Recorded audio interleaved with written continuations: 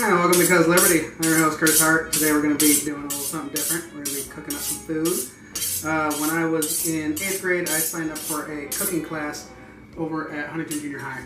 And they taught the most basic stuff that, quite frankly, I already knew how to cook because my dad taught me how to cook at a very young age.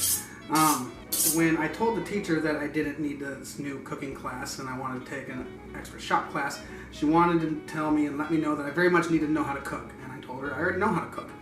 And she asked me, well, what do you know how to cook? And I told her, Chicken Cordon Bleu. I can cook Chicken Cordon Bleu. Can you? A lot of people can't, and I'm going to show you how to. Okay. First we're going to start off with some chicken.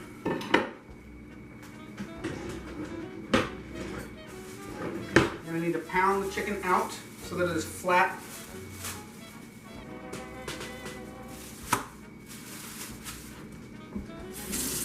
And actually, the first thing you're going to need to do every time you're cooking is wash your hands so that you don't get somebody sick with diseases.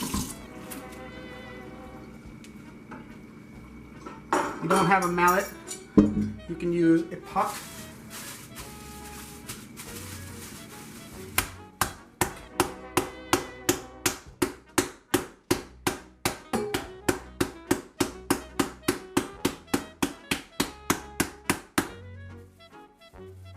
You're going to want to make sure and pound this out evenly and not tear any holes in it.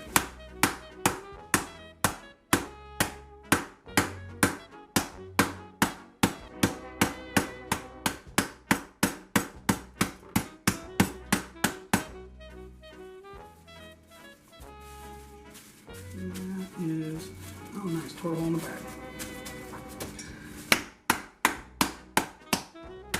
You're going to be careful of not tearing a hole in the bag, but the main reason you're going to be putting it in the bag in the first place is so you don't get chicken juice splattered all over your kitchen and get somebody sick with a disease.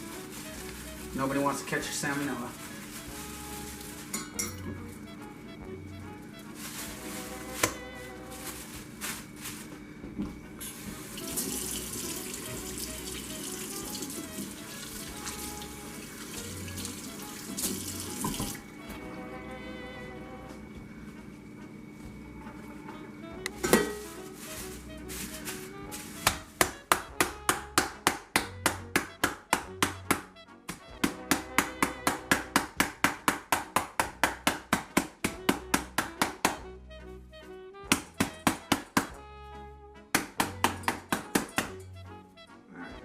It's about a 1/4 inch thick.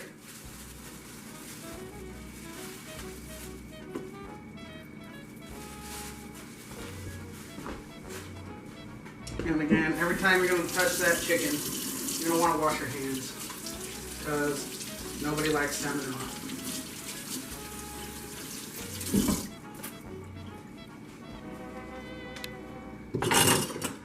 Alrighty.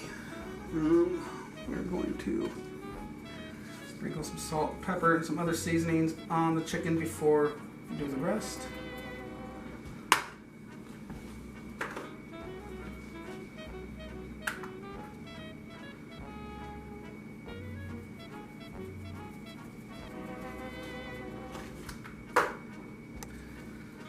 I like to use Mrs. Dash because it makes things tasty. I'm not getting any money for saying that, I just like it. And a little bit of garlic salt. You're going to notice throughout this video that I am not going to be giving you a single bit, more than likely, of any measurements because I am cooking, and cooking is an art. I'm not baking. Baking is a science. Baking and bakers are worried about measurements.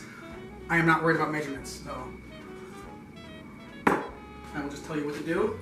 And you can find any measurements that you might need on the internet.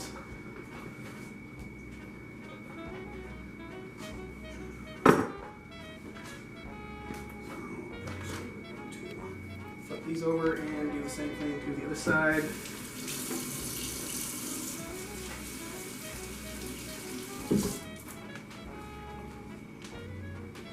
You notice me washing my hands quite a bit because, like I said, nobody wants to catch salmonella or any other foodborne illnesses because your gross self decided not to wash your hands because you keep touching things that can make you sick.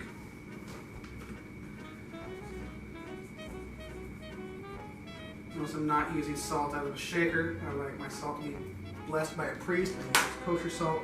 It's kosher for Passover. Let's see here. All right. So, after we get our chicken pounded out, I'm actually needing to turn this over once again because I like to put it on that side when I stuff it. So chicken cordon bleu is chicken with ham and cheese. It's usually, I usually use Swiss cheese, but I don't have Swiss cheese today. I have Gouda, so I will be using sliced Gouda. Getting sliced ham helps quite a lot. You can slice the ham yourself if you can manage to get it thinly sliced enough. There's a good chance you won't get that done and accomplished, so just go ahead and get yourself some sliced ham. I'm using Canadian bacon right now because I have Canadian bacon on hand.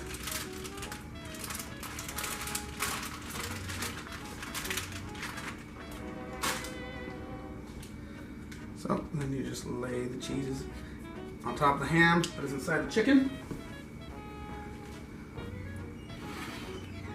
And then you roll it up inside.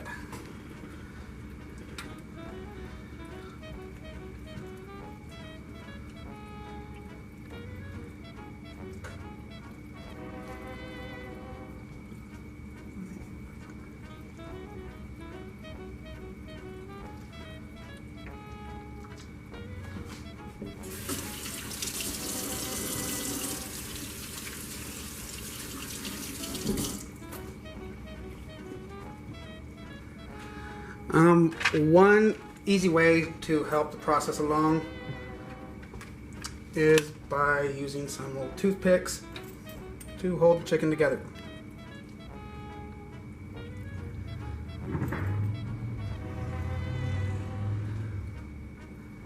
So like I said, you're going to hear me say this a whole lot of times during this whole process. You're going to want to wash your hands before digging your chicken juice hands into the toothpicks so that you don't cross-contaminate and get your family sick when they go to use a toothpick to pick something out of their mouth at a later date and there's salmonella all over said toothpick.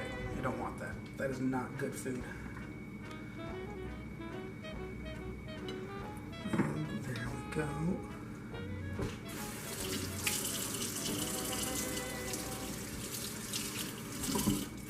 Alright, now it is time to bread the chicken. We are going to bread the chicken with some flour, some egg, and then some breadcrumbs.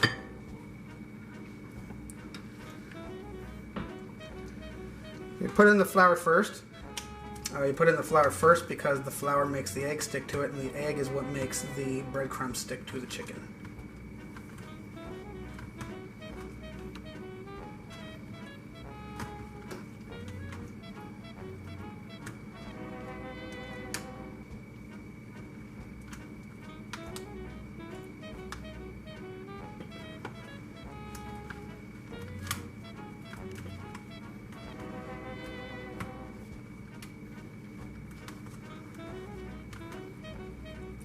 And for those who don't know, this is the same basic way to make fried chicken.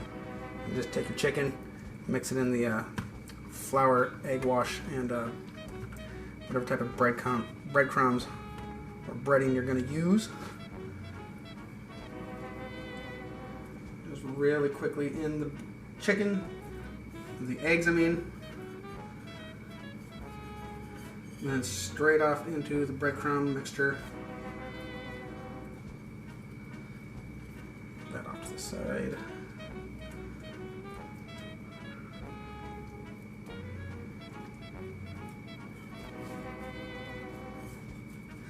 Now I'm making two right here. Usually one of these is enough to feed two people. Because when you serve it out sliced.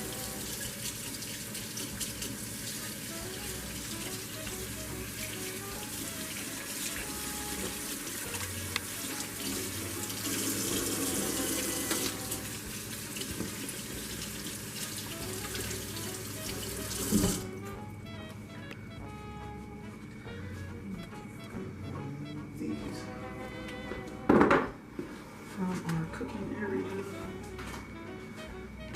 And you're going to want to get get out a pan so that you can fry it. You're going to want to turn your oven on. I basically bake everything. You're going to want to fry it first and then you're going to finish it off in the oven. I basically bake everything at 350 and just adjust my cooking time unless there's a recipe that specifically calls for a different temperature. Needing oil. So I'm going to be using a blend of coconut and avocado oil here. You can use basically whatever kind of oil you want. You're going to want to not really use just pure butter because just butter alone has too low of a smoke point and it will burn before you're able to get the amount of cooking done that you're going to need. But I do stick some oil in there because there's some butter in there. The butter inside the oil will make the butter have a higher smoke point so you're not burning everything up. So turn it on to about medium-high heat. You're going to want to wait till all your oil and butter get to a decent frying temperature, because if you don't have it at a decent temperature when you stick your stuff in there, that's how you get greasy food. Frying works by heating up any moisture that is in the product that you're cooking, and if it basically forces out the moisture, that's why it bubbles up and whatnot. And if you don't have it at a high enough temperature, it just absorbs all the grease and you end up with greasy food, and that is not good food, so don't do that. While that is getting ready, I'm going to prep the side dish.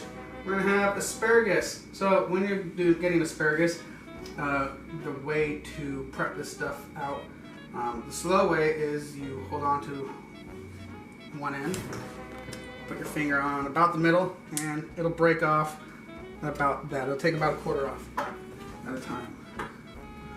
Or you can just take the whole thing in your hand and chop it all just like so.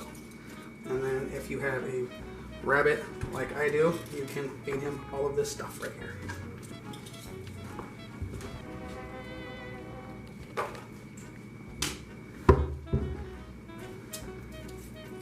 want to get the rest of the rubber band off. Excuse me.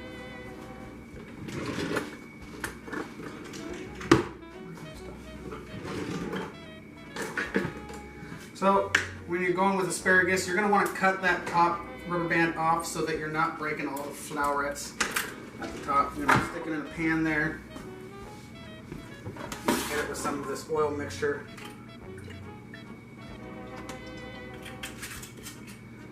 When you check my oil, it is not hot yet.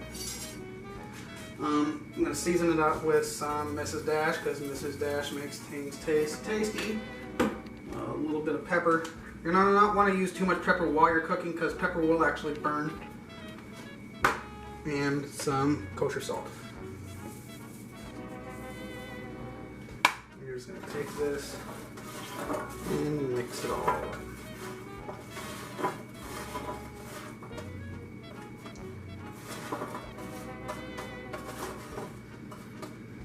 Now this to cook only takes a couple minutes, so you can set that back off to the side while you're cooking everything else.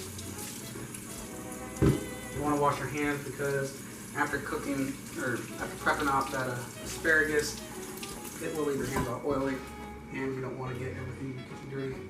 You get oil stains all over your clothes. So I'm going to be serving this with some fettuccine on the side, and I'm going to be making up an Alfredo sauce to go over the top of the chicken cordon bleu. It's going to be a really rich dinner. Let's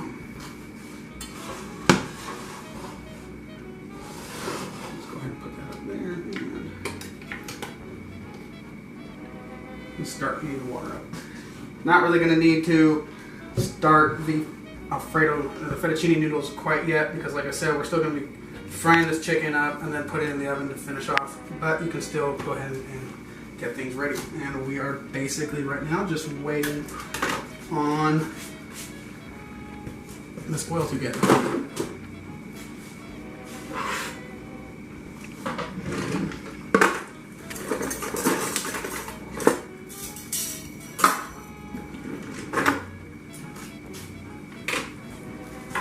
One thing we can do while we're waiting for the oil to get hot is we can start up our sauce. So, begin the sauce. Turn on your stove to about medium. You're going to want to put some butter in there, using a whole stick of butter. Now, when I cook stuff, I specifically cook stuff that is good for your soul. It's not so much good for your insides. So if you are on a low-fat, low-salt diet, you are not going to want to eat with me or eat anything that I am making. Just a heads up. I don't know if you can hear that noise, but that is the noise of the oil getting ready and being ready.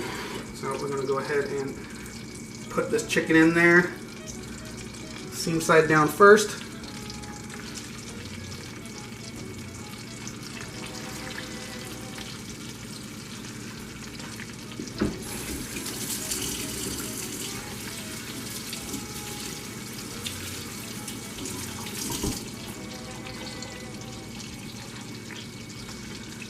And you know, while you're cooking, there's no reason why you can't keep up on the dishes while you're doing stuff, unless you are just a lazy type person, because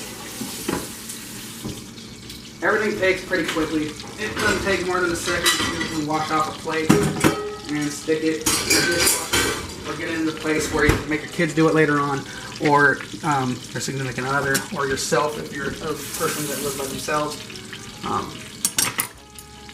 Go ahead and just clean as you go. It'll save everybody time in the long run. And here we are cooking our lovely chicken cordon bleu.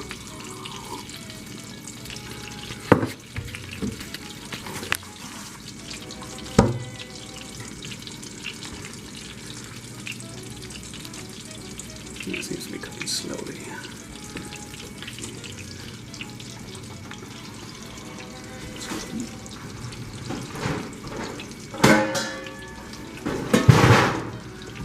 I'm going to get the pan ready that the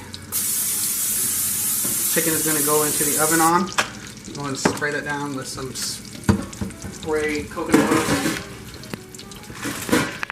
Get some of this other stuff put back in the fridge while that stuff's going.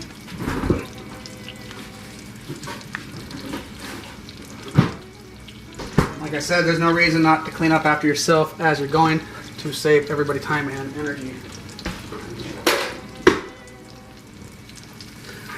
So this is a pretty easy meal to cook. It just takes a little bit of knowledge, and it does have multiple steps. So this is a pretty easy thing to cook. It just takes a little bit of knowledge. It has multiple steps. It's not really what would be considered a basic recipe. It's not like... That's the sound of the oven being ready. It's not like you're making cookies or something like that. It does take a little bit of skill, but it's really easy. If you follow the directions in this video and look up a recipe on the internet, you should be able to come out with a good product. You're going to want to check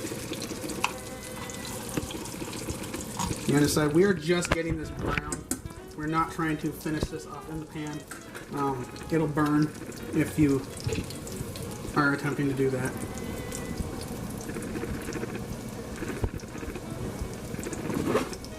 So for the Alfredo sauce, we're going to need a little bit of lemon, some flour, some butter,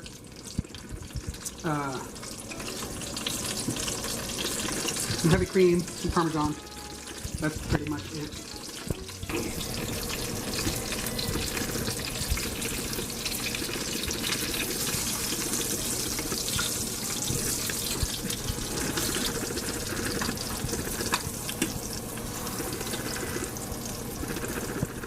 So it should really only take about 3 to 4 minutes per side that you're cooking this chicken on. There's roughly 4-ish sides. It's going to be round, so it doesn't really have an actual side, but it's going to come out to... You're going to want to turn it about 4 times before you stick it in the pan and put it in the oven for about 20 minutes. Like I said, at 350 degrees.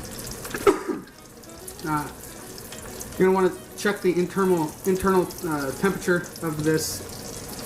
It's going to come out to about 165, I think, is what the government recommends you cook chicken to. If you don't have that, I guess you just have to guess. A good way to tell if food is cooked up to the proper temperature. I know the food department, the health department hates it when you say this, but if you stick your finger in some food and you can't keep it in there for more than half a second, then you ain't gonna get sick. That's just the way it is.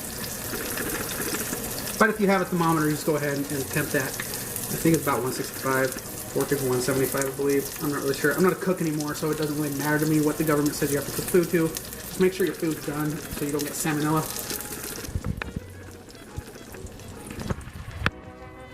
So, see this texture, color? It's called golden brown and delicious, and that's what you're going to want to cook things to. You're going to want to make it look like that, and then you're going to want to stick it in the oven so that it'll finish cooking, because the inside won't be done when the outside is finished. I'm not deep frying it. I don't have a pressure fryer, so you'll want to start it in the pan, stick it in the oven to finish.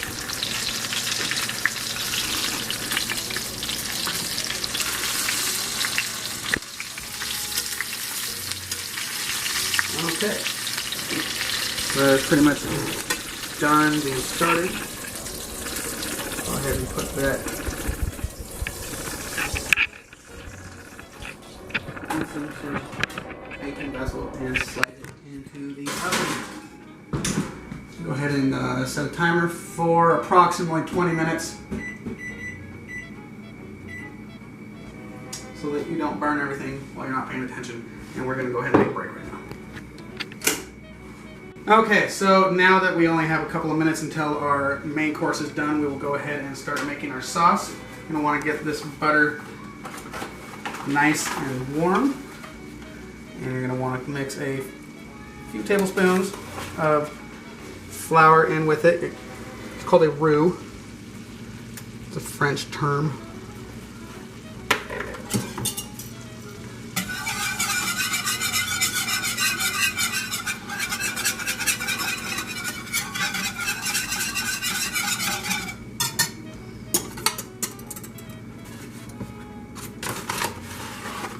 Probably use about 3 tablespoons-ish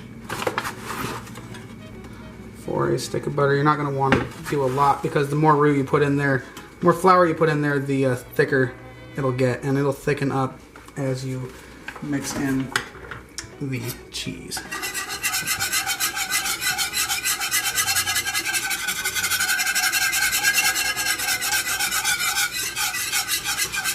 So you're going to want to stir that up with a whisk. You're going to want to get a pan that is shaped like this for making sauces, because as you notice, your whisk will hit the edges all around. We also have our water going for our fettuccine noodles.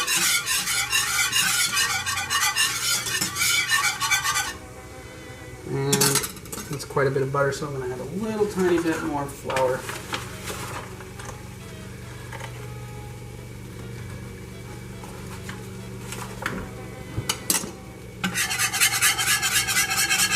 And you want to stir that up until all your lumps are out of the roux. You're going to type that into the internet as R-O-U-X, because it's French.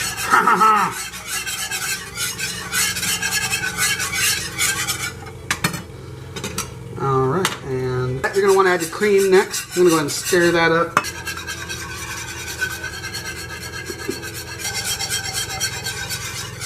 So once this actually gets heated up to a decent temperature, it will start to thicken up. That is something that you're going to notice with roux, with any thickening agent actually. It won't thicken up until it gets warm. So if you think you didn't add enough, wait till it gets warm. And that right there is our chicken cordon bleu being done in the oven. You're going to want to put on your infinity gauntlet and grab that out of the oven. And look at that. See, some of your cheese is going to become melted out. I'm going to spit out the sides. I don't really know if there's a way to stop that from happening. I suppose there probably is. I am not aware of it though. And we want to constantly mixing your Alfredo sauce though has butter in there, and we're using the flour not only as a thickening agent but as an emulsifier, so it won't break. You'll know when your sauce breaks because it will turn into this big oil slick, and it'll separate and it won't look tasty. It'll still be tasty. It won't be as tasty, but I mean, you're mixing heavy cream and cheese and butter together. It's gonna be good, no matter what you do. For the most part. Well, we got our water there for the Alfredo, or for the fettuccine noodles. We want to add some salt and some oil. Grab some tin foil for the chicken and cover that. With any meat, you're going to want to let it rest when you're done cooking. You're not going to want to cut into that as soon as it is done cooking. That's true with chicken, beef, pork, any of that. If you cut it too soon, the juices inside will all come out and it'll end up being dry. And the reason that happens is when it is resting, the juices inside are pushing out on, I guess, whatever the meat is, and when it comes down in temperature a little bit, the juices go, it mixes back in with the meat so that it's not just like trying to force its way out. Because if you notice, like when you slice meat that's like freshly out of the oven or off the grill, whatnot, like if you take a steak or grilled chicken or whatnot, and you immediately cut it, you'll end up with a plate full of nummy drippings. And if you don't do that and you wait like you're supposed to, all those nummy drippings will still be inside your meat and it will still be good eats.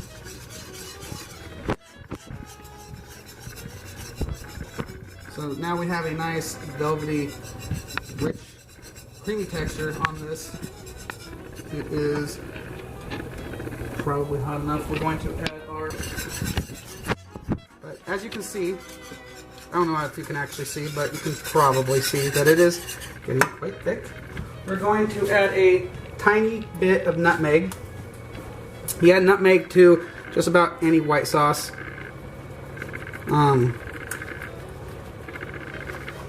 Yeah, just a tiny bit. It makes the flavor really pop and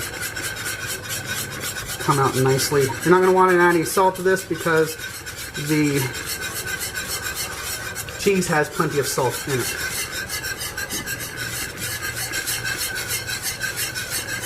We got that done. You take a tiny bit of lemon juice. You're going to want to get about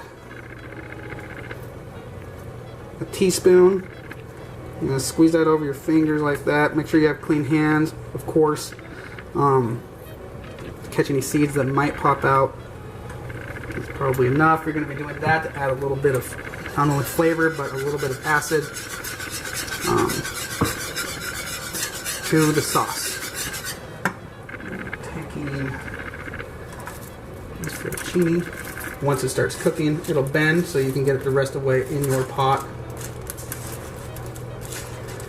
And like so. That is done. We're going to add our asparagus.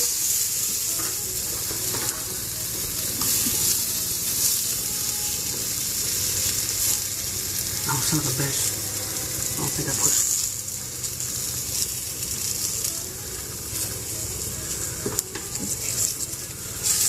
So, not sure that I pushed start on this guy over here. But luckily, my lovely assistant has been holding the camera, so still picking stuff up. You might notice a bit change in the audio quality. That's okay. I'm not perfect. It's not like I'm the star of a cooking show or anything, or have a crew of people running my stuff. But my lovely assistant did point out that this camera over here wasn't actually going.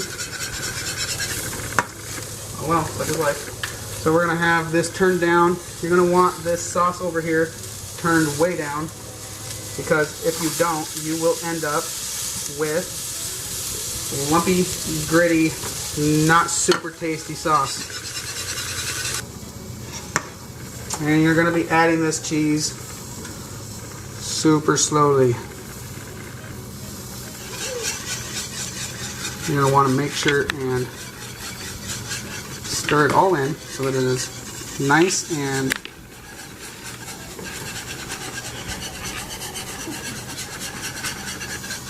melted in before you add the next bit. Because if you add it in too fast, or not, when it is not cool enough, if you try adding all the cheese at once and it is too hot, it will come out with a very gritty texture.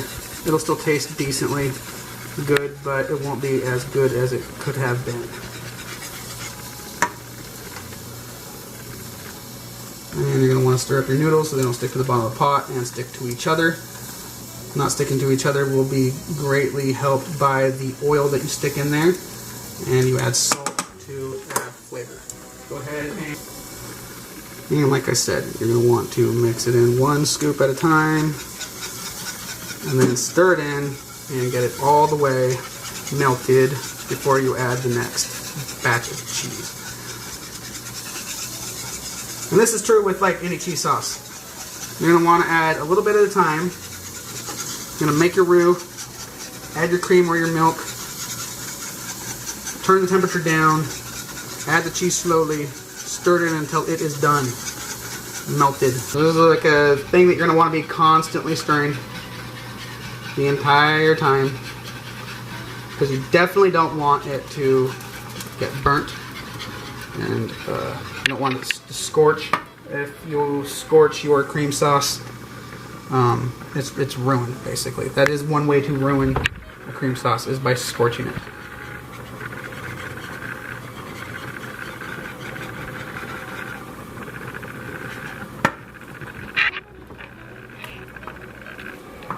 You want to stir your noodles.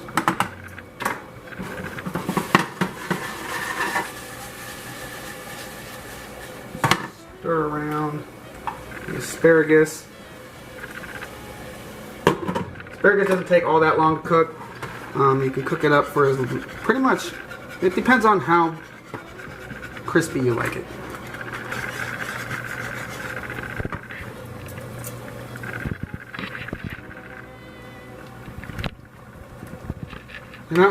You're not gonna want to overcook your noodles. I like mine a little bit more cooked than al dente. Al dente means not all the way done. But if you overcook them, they'll turn into mush. These noodles are done. You're going to want to not overcook your asparagus. One thing I failed to mention earlier, as with green vegetables, if you overcook the stuff, you're going to add a tiny bit of pepper.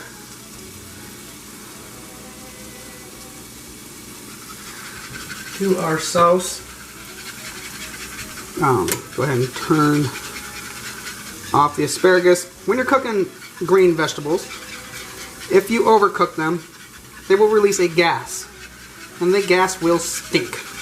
Not sure what the gas is called. You can look that up on the internet if you're super wondering about that. But it will, in fact, release a gas. That's the same with kale. Like, the best way to cook kale is just by tossing it in the garbage and eat something that tastes actually good, or making it into a yummy soup. But once they are done being cooked, you're going to want to turn that temperature down off. You're going to want to squeeze a tiny bit of lemon juice on them. They will turn dark green once you overcook your green vegetables. They will stay this lovely, vibrant green color as long as you don't overcook them.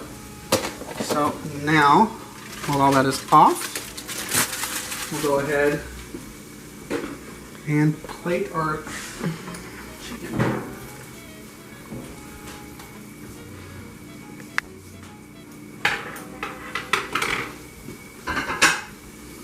I want to cut these into medallions.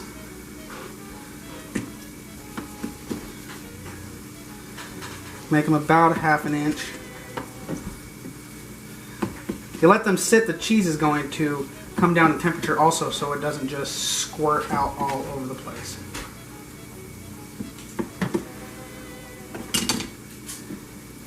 Take these,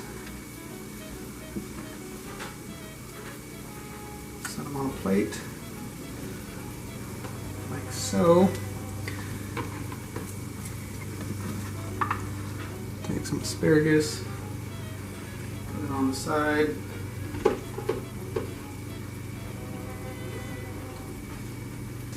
You want to take a little bit of oil, put that into your noodles when they're done.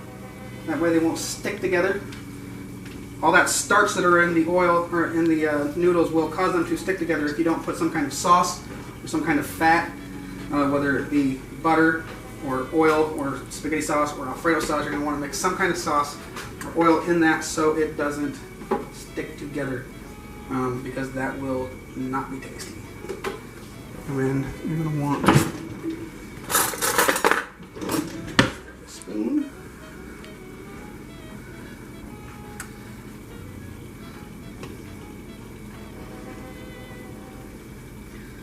Put that on your noodles.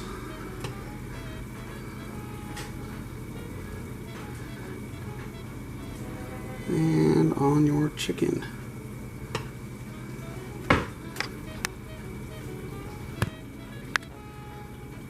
And when you're done, if you want it to look super fancy, take a napkin, clean up your plate.